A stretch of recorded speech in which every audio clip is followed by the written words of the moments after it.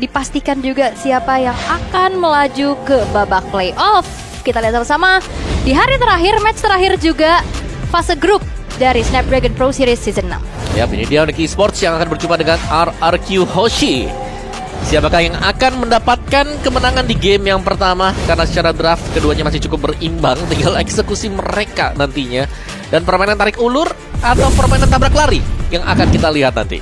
Itu dia, dan kita akan langsung melihat Badang yang sudah meledakkan Land of Down. Kaget kan? Emang serem banget Badang. Emang serem ya. Serem. Aku berharap nanti abis itu Beatrix yang bisa masuk. Kan dia roket dar. Terus yang ketiga Parsha dar. Om, udah cukup ya. Terlalu berfantasi, sorry. Tapi masuk akal. Masuk akal bener ya. Tapi ya ini dia, bukan cuma dari sekedar ejektornya aja ya Om. Betul. Jauhead ini sangat-sangat membantu untuk farming. Bener, di level awal apalagi ya. Di bawah menit yang pertama tuh lihat. Level 40, detik 45, Kairi sudah punya 2 buff. Bahkan untuk perebutan di Lito, ini kalau dia mau untuk paksain juga dan tidak terlalu bisa dapat tadi misalnya ya, itu Retribution bahkan belum dipakai loh. Iya, itu cepet banget sih. Tadi dicicilin datang udah langsung dapetin orange buffnya juga. Dan ini ngebuat sebenarnya agak sedikit terlambat Sutsujin secure card purple. Cuman gak ada inisiasi berlebih lagi nih untuk menyeberang ke area jungle dari Sutsujin. Iya, karena agak mengerikan juga ya. Lebih cepat banget nih buat Kairi farming berkat Spark Missile tadi. Dan Sansnya masih bermain-main dengan Lantern Flare juga. Sedangkan Idok akan berusaha untuk membuka vision bagi teman-teman yang lain. Tapi jangan sampai salah masuk bush juga karena ada Kiboy jelas yang akan menunggu di dalam. Ini udah patroli ya, jangan sampai leluasa karena bisa dikatakan untuk Sutsujin juga lumayan cepat dibantu movementnya. Betul. Sama Matilda untuk bisa nyebrang-nyebrang ke area jungle dari Kairi. Yap, thanks to Guiding Wind pastinya. Sedangkan Savera yang masih harus bermain sedikit lebih pasif ya, karena ketemu dengan Harit jangan sampai dilompat nantinya team fight. Yap, itu dia kemandirian dari kedua belah god laner, tapi dimanfaatkan dengan adanya pertukaran resource aja di area river. Tapi belum memang terjadi adanya first blood juga. Yap, lagi-lagi ya pola permainan tarik ulur yang sudah kita lihat sekarang dan setup di turtle yang pertama sama-sama ramai sebenarnya karena kedua tim ini ingin untuk mendapatkan turtle yang pertama. Sudah mulai dipok. RRQ Hoshi ada Sutsujin. Ya, penting ya pastinya dari turtle ini. Tapi Lutfi sudah mulai maju ke area depan dengan ada Crimson Bacon setelah di pop up juga Sunsplicker menuju ke arah belakang. Revitalize di pop up dan bahkan Kairi sudah mulai masuk lagi. Retribution on point dari Kairi membuat dari turtle pun berhasil untuk dicuri dari RRQ Hoshi dan bahkan Lutfi yang menjadi pertukaran nyawa dan Idok pun harus mundur terlebih dahulu. Wow. Oke, ada keuntungan untuk Onyx Esports jelas.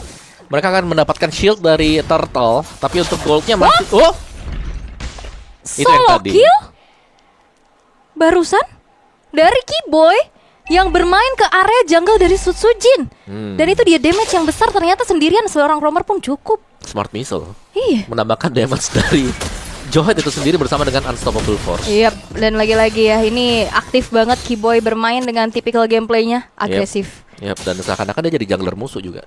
Dia ngambil nih kerennya lawan. Ngabisin ya. Ngabisin semuanya ya. Dan akhirnya Onyx Esports mereka berhasil untuk leading juga setelah mendapatkan Sutsujin tadi yang harus terkena solo pick off. Dan pertukarannya jadi nggak adil. Flicker Rins.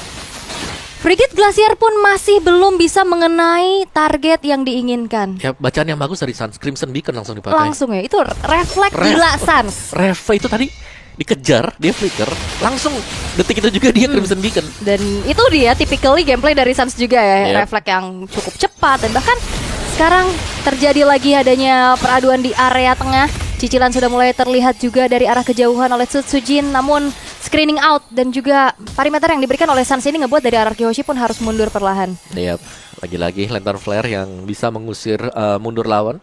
Meskipun damage yang terlihat itu sedikit aja ya, atau kecil damage yang diberikan dari Lantern Flare. Tapi dengan stack akumulasi yang diberikan akan membuat lawan juga mikir nih.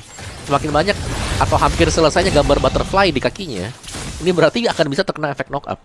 Dan sangat berbahaya kalau diteruskan, apalagi kalau ada cover dari belakangnya Sans. Yap, dan sekarang Keboy udah mulai bantu bawah, bantu ke arah Saveronya, nge-clear cepet-cepet. Haskell sudah selesai juga. Sebenarnya Toy juga nggak yang tertinggal dari segi levelnya, masih terbilang cukup aman.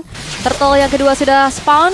Terlihat Rins yang masih punya Pride of Ice harusnya akan lebih pede lagi untuk bisa berada di paling depan. Tapi Grudge Pathway telah dibentangkan juga. Toy dari arah belakang mencoba untuk mengincar ke arah sana dari Savero, tapi ada yang tumbang, yaitu Sutsujin di keadaan yang cukup berbahaya, di mana Turtle yang kedua pun jatuh kembali ke tangan dari sosok dari Kairi. Hoshi. Dan Rins masih mencoba untuk mundur, dipanggil lagi dengan Gadwing, tapi lihat ada yang terjebak sendiri di depan sana, yaitu Toy. Di mana dua pemain dari Hierarchy Hoshi berhasil dihilangkan, ditukar dengan ada Sans, tapi Rins pun menjadi player ketiga yang berhasil untuk ditumbangkan di tangan dari Onyx Esports. Dan bahkan kali ini Dairen sendirian di depan dan gak mampu untuk bisa menumbangkan karena Lutfi tidak ada bayaran lebih untuk Hierarchy Hoshi. Yap, dan Kairi bermain dengan sangat baik tadi. Hanya melakukan poking damage dan berhasil untuk masuk ke tengah-tengah dari Turtle. Menggunakan Retribution dia dapetin Turtle-nya dan bahkan mendapatkan 1 point kill tadi atas Rins ketika ada team fight. Jadi benar-benar terkalkulasi dari Onyx Esports, mereka langsung leading secara goldnya juga. Hierarchy Hoshi mereka secara tim fight juga masih cukup oke sih. Tapi Sans bersama dengan Lutfi ini jadi PR tersendiri. Lihat, Glory sepatu lagi dibuka, efek slow bakal ada. Ya, ini Sutsujin dipegangin banget dan bahkan Savero mendapatkan 1 point kill tambahan lagi, di mana Idok lah yang berhasil untuk di take down. Dan menjadi satu target keramaian di bawah sampai akhirnya top lane ini cukup terbengkalai. Iya, bebas banget ya. Bagaimana Kairi mendapatkan purple, akan berusaha untuk mendapatkan orange buff dari Hierarchy Hoshi juga. Levelnya bahkan leading jauh dengan fast farming pattern yang bisa diberikan dari Nolan. Kita tahu bagaimana cepatnya farming dari Nolan. Yap, dan ini terlihat ada 2 level ya yang terpaut antara kedua belah jungler. Namun Kiboy sendirian masih ada sedikit cicilan dari arah belakang dengan adanya Frost Moon Breeze juga, tapi Kiboy masih terlalu sustain untuk bisa ditumbangkan secara instan dan kembali terreset. Tapi dengan momen tersebut ini nge-boost banget gold lead yang dipegang sama Onyx, Om. Ya, apalagi area topnya. Balik lagi dengan Kairi yang bisa bebas melakukan farmingan juga dan tidak ada yang melakukan clear di area top untuk Hierarchy Hoshi. Jadi mereka akan harus kehilangan untuk top turretnya kalau tidak dibersihkan. Nah, itu dia, top turretnya diambil oleh minion. Ya, karena memang dibiarkan juga ya. Karena secara movement Sutsujin ini dengan Suyo ya, di bawah Nolan ya. Secara Movementnya ya. Ada Blade Surge memang, tapi cooldownnya lebih lama kan.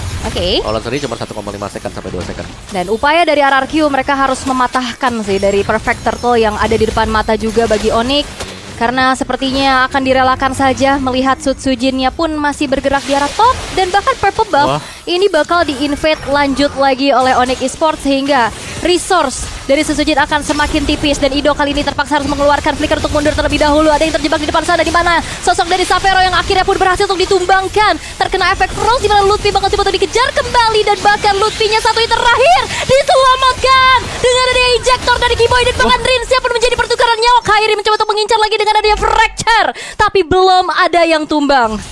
Tim fight yang cukup panjang tadi dan memang Savero agak terjebak di tengah-tengah dan terlalu maju tadi untuk Savero-nya sehingga dia harus ter-pick off. Tapi balasan yang diberikan oleh Onyx juga masih tetap ada ternyata. Penyelamatan dari Kiboy yang sangat manis sekali. Kairi lagi-lagi masuk ke Retribution. Idok sudah tidak ada flicker dan juga guiding wind, sehingga akhirnya pun berhasil untuk di-burst secara instan oleh Kairi. Ya, sangat cepat sekali ya. Dengan bantuan Retribution pastinya akan mempercepat lagi untuk masuknya seluruh damage yang diberikan dari Fracture. Dan ditunggu ternyata di setup itu Sutsujin sudah pakai skill. Apakah akan ada solo kill kali ini? Sutsujin menghilang, unstoppable hadir dari Kairi. Wow, menyadari memang tidak ada Retribution. Jadi ya Kairi hanya menunggu dan menjadikan orange buff untuk sebagai bait. Dan tadi kita melihat ketika Blade Surge sudah dipakai semua skillnya, barulah Kairi keluar. Wah, timing ya. Ya, timing free orange buff. Free segalanya. Sekarang Kairi sedang unggul jauh dibandingkan dengan Sutsujin. Dan dalam keadaan under gini, PR Idok jadi banyak banget ya. Dia harus backup, dia harus bisa bantu buka vision juga. Karena kayak tadi kan bener-bener ya udah, siapa sangka gitu ada di situ. Kosong ya. Iya. Sangat-sangat kosong sekali juga. Oke, orange buff masih akan diberikan kepada Sutsujin. Masih ada chance, tapi untuk Lord yang pertama ini akan sedikit lebih sulit untuk Hierarchy Hoshi kalau mau mendapatkan Lord ini. Kecuali mereka bisa melakukan steal ya, atau berusaha untuk masuk menabrak ketika ada usaha pengambilan dari Lord yang pertama. Oke. Tapi ini jangan remehkan juga zoning-zoning dari Chushin ya. Yang bahkan ini nyicil juga terus-menerus. Apalagi glowing one-nya harusnya udah selesai. Sementara Lord sedang di setup. Ada upaya kontes ejector lagi-lagi, Arsapon Force, di mana Sutsujin lah yang tertangkap. Sudah Gross Pathway telah dibentangkan, mencoba untuk mundur. Idok flicker mundur ke arah belakang. Rinsnya pun dikejar-kejar, tapi Dairen menahan sekuat tenaga diri di paling depan. Circling Eagle untuk melarikan diri, tapi monster kill hadir dari Kairi dan bahkan double kill. Kali pun ditabung triple kill menuju ke arah Maniac. Toy dikejar, satu hit terakhir, tapi last hitnya pun didapatkan oleh Savero. Dan Kairi tershutdown setelah memakan damage dari turret yang cukup banyak. Damage turret yang sangat besar sekali, tapi tidak menghentikan Onyx Esports untuk mendapatkan Lord ini. Karena sangat bebas sekali dengan tumbangnya satu persatu pemain-pemain dari Hierarchy Hoshi. Dan bisa dibilang mereka terkena team wipe tadi. Semuanya. semuanya. tersapu oleh Onyx Esports, dimulai dari Sutsujin terlebih dahulu yang full fracture-nya masuk ke tengah-tengah badan dia. Pertama kelempar dulu kan. Langsung fracture. Langsung di-flash. Apalagi udah snowball banget keadaannya. Tapi shutdown tadi lumayan banget sih. Betul. Ngebuat dari Kairi yang udah dapetin 8 poin kill tershutdown. Itu Savero 7.600, 8.100. Oke. Jungler dan juga Goldman Onyx Esports ini sudah cukup menyelesaikan item-itemnya juga. Jadi sehingga kita melihat bagaimana tim fight ini pasti akan dipaksakan oleh Onyx Esports. Selain dari dipaksakan untuk bisa mendekat ke arah pemain dari Onyx Esports akan sangat sulit karena ada Suns dengan Chushin-nya. Ini dia sangat sustain. Belum lagi dengan Crimson Beacon akan menambahkan lagi efek shield, diangkat, diturunin, efek slow, membuat Dairen bersama dengan Sutsujin ini tidak akan nyaman selama Suns masih ada. Dan itu dia ya, tugas dari frontliner tuh PR banget ketemu sama Chushin. Betul. Diangkat ya, walaupun kalau ngeliat dari Dairen KDA-nya masih cukup terjaga ya. Betul. Di 212. Tapi Rins Wow. harus tumbang seketika dan Suns sekarang sudah mengantongi satu buah purple buff, Om. Ya, dan ini cukup berbahaya. Dan Suns dengan purple buff itu bisa lantern flare terus-terusan. Glorious Pathway. Setelah dibentangkan juga masuk melalui adanya base turret di bottom lane, Idok mencoba mengeluarkan circling eagle untuk mengusir mundur pemain-pemain dari Onyx Esports, namun upaya pun berhasil untuk mengclear ke arah Lordnya sehingga menjaga satu buah base turret pun tidak berhasil dihancurkan. Oke. Dan mid turret akan menjadi fokus untuk Onyx Esports dapatkan sekarang.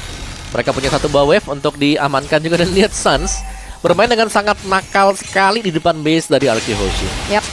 Dan masih ada pasif juga sebenarnya di arah tengah yang ke-trigger. Printer dilempar biar Dilempar, ya daripada benar. dipecahin semuanya. Dilempar aja. Walaupun bentar lagi udah menit 12 ya. Tapi lumayan lah ya, trigger-trigger lagi. Dan Kairi Heptasis, Om. Heptasis. Ya, pengincar penetration juga gak ada masalah untuk Heptasis. Barang yang sering diabaikan sebenarnya ya. Tapi Heptasis sendiri kan ada tambahan HP yang cukup membantu lah. Terutama untuk di mid game seperti ini, dan efek-efek penetration tambahan juga. 50 second, seharusnya ini akan menjadi Lord yang akan coba untuk diambil lagi oleh Onyx Esports karena mereka sedang melakukan setup itu juga. Cuman permasalahan Archie Hoshi ini, kita selalu melihat Lutfi ini bisa melakukan zoning selalu. Dia bakal ngebuka Glorious Pathway kalau ada yang mau nabrak atau ada yang kelihatan muncul aja nih. Itu untuk memancing penggunaan dari Flicker. Yap.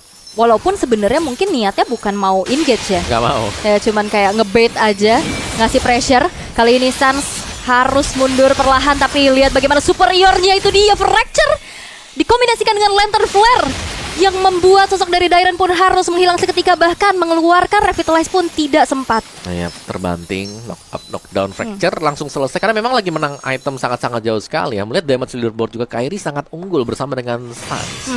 Yang dimana kita tahu bagaimana lantern flare damage itu kecil. Yep. Tapi lihat itu damage karena kecil tapi banyak tim atau banyak hero yang sedang berkumpul di satu titik. Yang membuat akhirnya ya kelihatan sangat-sangat besar sekali tadi damage dari Suns. Dan juga Dairen ini item defense-nya kayaknya masih belum cukup ya untuk bisa nahan damage, karena ya dia satu-satunya nggak sih badan Betul. bagi RRQ, karena mengingat dari roamernya juga tipikal yang support. Oke. Dan akhirnya Lord bisa didapatkan pula oleh Onyx Esports tanpa adanya gangguan sama sekali setelah screening out yang dilakukan oleh Suns dan Keyboy beserta Lutfi. Juga ini ngebuat dari RRQ Hoshi pun terisolasi di dalam zona defense mereka. Ya, mereka belum bisa keluar ya. Dan ini akan di freeze dulu untuk minionnya. Jadi mereka lebih aman nantinya ya, tidak perlu keluar terlalu jauh juga. Sedangkan Toy ini masih butuh item sepertinya. Belum bisa ngedeliver damage magic yang diharapkan untuk Harit itu sendiri. Dan ada lantern flare buat Suns.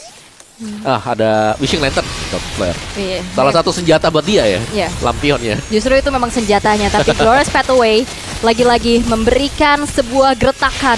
RRQ Hoshi mereka masih bisa mempertahankan satu buah base turret mereka di arah tengah, namun Lord in Hands ini akan langsung tabrak masuk ke dalam base turret di arah bottom lane-nya pula. Tapi seenggaknya ini perlahan-lahan clear atas dan clear tengahnya ngebuat gak ada three-lane push bagi Onyx. Iya. Tapi ada Twilight Armor juga yang sudah dibuat dengan Lutfi ya. Jadi tetap bermain dengan semestinya mungkin untuk Onyx Esports. Mereka tidak terlalu menabrak juga, kecuali sekarang nih. Kalau ada Glorious Pathway mungkin dibuka, tidak ada Glorious Pathway. Tidak ada Glorious Pathway, tapi itu dia yang baru saja dibuka. Terlihat ada yang mengejar ke lini depan, di mana Dairen yang justru hanya merelakan nyawanya direnggut di lini paling depan, di mana Sutsujin mencoba untuk mundur terlebih dahulu. RRQ Hoshi mereka kehilangan dua pemain mereka, dipaksa untuk mundur lagi dan lagi karena sekarang satu persatu base turret pun sudah mulai dilucuti. Pertukaran yang diharapkan oleh RRQ Hoshi ada, tapi tidak ada sama sekali. Karena ternyata Savero ini masih survive juga. dan masih menari-nari, dan bahkan mereka masih bisa menabrak loh. Mid base turret dari RQ Hoshi. Wah. Kan terajam terambil dan bahkan base juga. Wah, Kiboy flickernya gagal untuk bisa mendapatkan inisiasi, namun Trilen push yang coba untuk dimanfaatkan oleh Onyx Esports, di mana efek stun membuat dari Sutsujin terdiam dan bahkan fokus ke arah base-nya, dan Onyx Esports berhasil untuk bisa mengamankan poin di game yang pertama. Kemenangan yang cukup cepat dan